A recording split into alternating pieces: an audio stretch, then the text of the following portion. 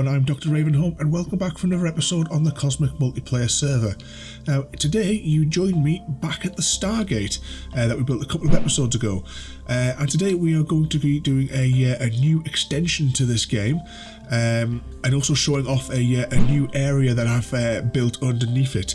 So let's quickly hop through here and bring up my inventory bar. You'll see here that I have a lot of light lanterns, but these are actually ZPMs or 0 point modules. Now anyone from Stargate knows that these were made by the ancients. They extract energy from vacuum space and can power pretty much anything at maximum levels for usually for the plot, very short periods of time. But how do these factor into our game here? Well, as you know, you can of course replace the control crystal, and that gives you a 50% chance of being able to power the gate so that you can dial it and win a prize. However, these ZPMs, these give you a 100% chance of powering the gate. You still have a 66% chance of dialing the right address, but these will give you that extra little boost if you can find one. And that's what we're actually going to be doing with these. We are going to be scattering these throughout the land, and hopefully other players will find them and bring them back here and be able to play. You see here as well, I've built a little display case here for a 0 point module and put some little notes around it so the ZPMs can be found throughout the world.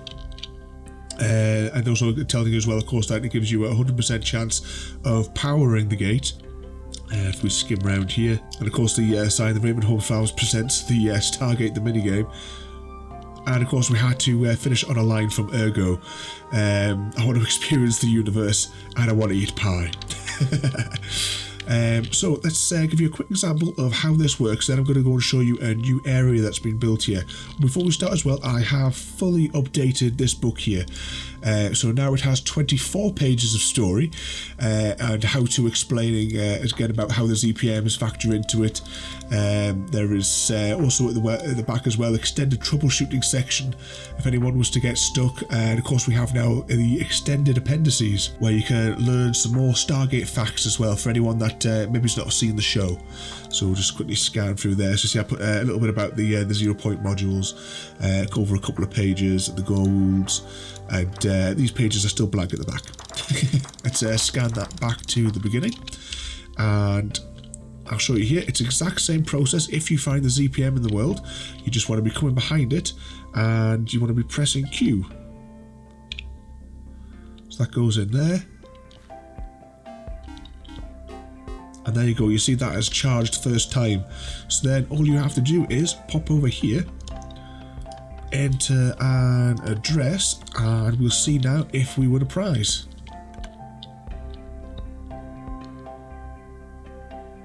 Nope, it still looks like we failed on that one there, but it does improve the odds of you actually getting them. So before we go anywhere else though, I'm just going to show you a new area that I've built, because I can't remember if I mentioned it in the other episode that I thought it might be fun to make a viewing gallery.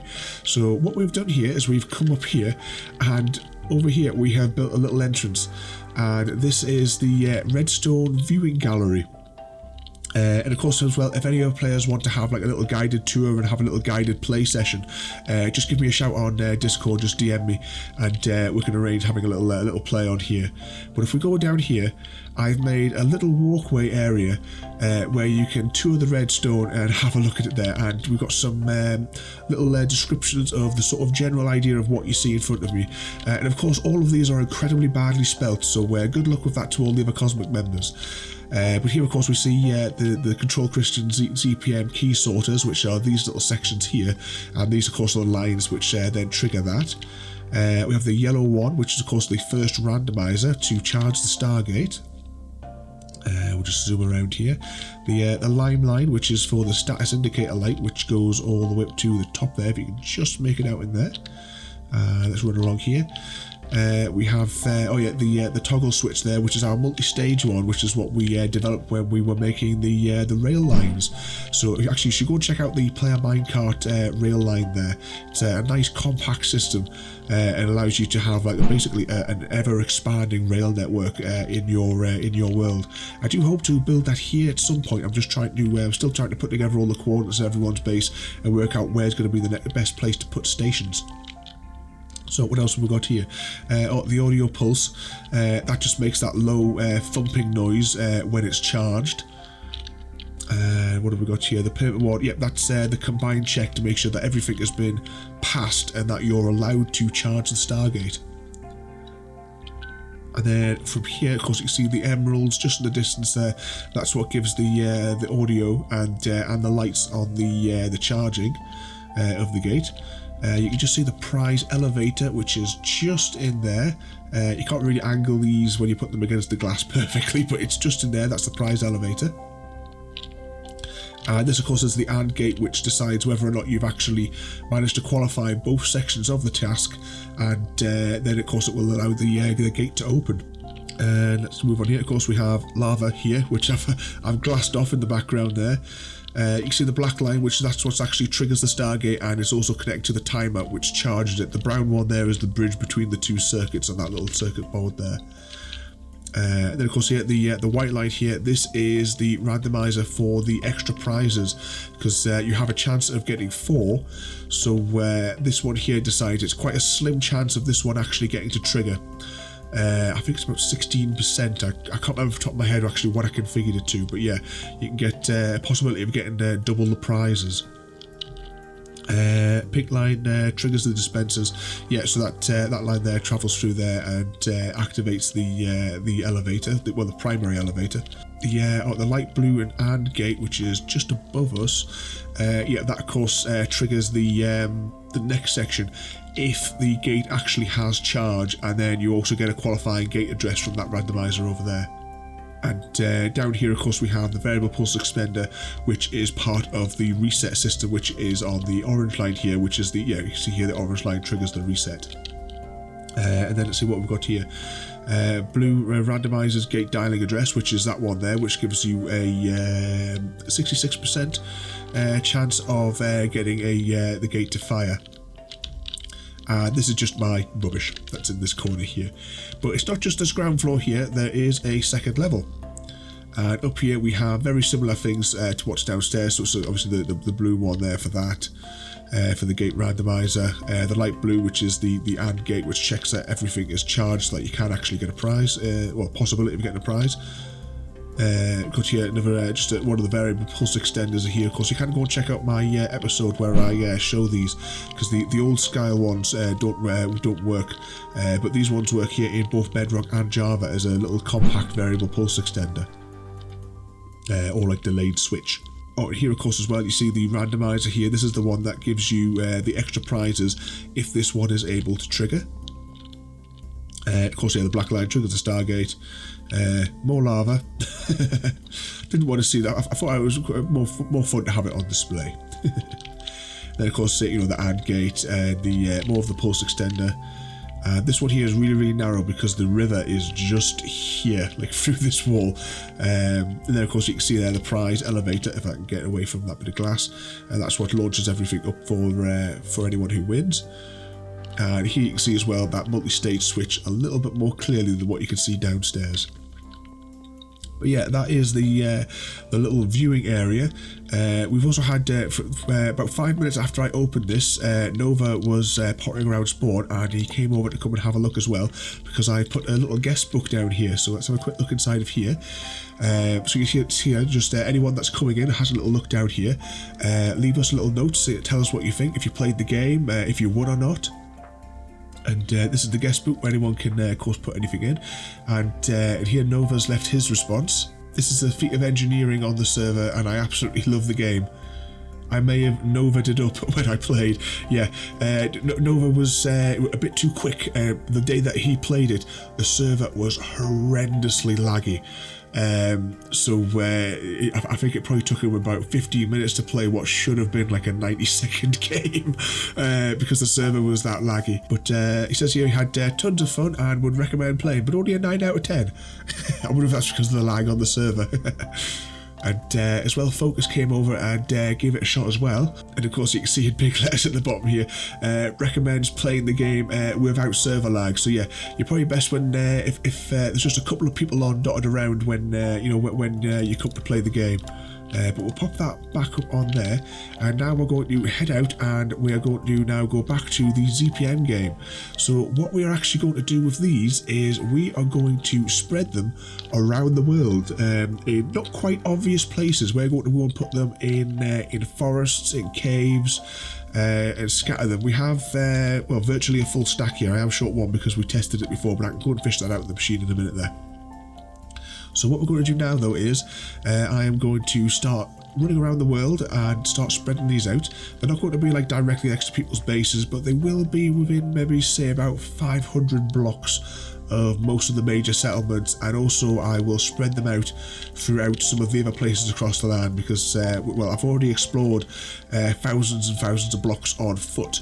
It's going to be really fun when the B update comes out because I've explored, as I say, thousands and thousands of blocks or in the overworld. So we're all going to have to travel a canny bit now, unfortunately, to actually be able to find some bees when they actually come out, which hopefully won't be too far off. There's not a release date out yet, but I'm sure it'll be coming out soon. But I tell you what, let's start here. Let's hide a one in an obvious spot. But yeah, I'm going to now zoom around the world.